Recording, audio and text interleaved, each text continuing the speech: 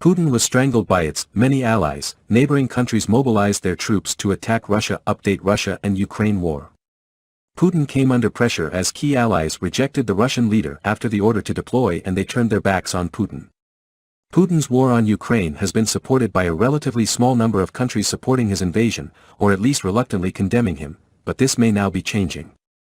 The allies of Putin are having a dizzying turn against Russia. Vladimir Putin's international allies and partners appear to be turning against him after last week's dispatch in which the Russian president announced he would send 300,000 reservists to Ukraine.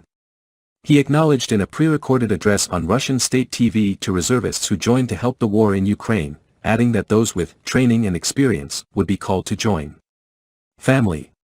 However, Turkey, India and even Belarus vehemently opposed Putin's aggression. Even staunch supporters like Alexander Lukashenko are backing away, as the president of Belarus responded to Putin's orders by declaring his country would not mobilize troops. Perhaps the allies of Putin have realized their mistakes in having previously supported Putin. Or perhaps they are afraid of the pressures of many Western countries, which will be dangerous if they break away from the Western countries in favor of Russia.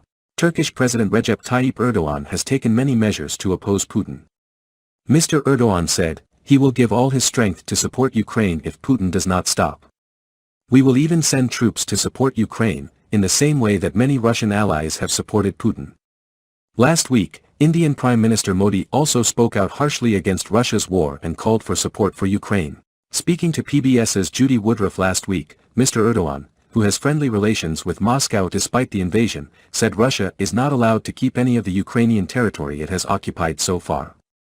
Erdogan also stressed his belief that the invasion itself cannot be justified.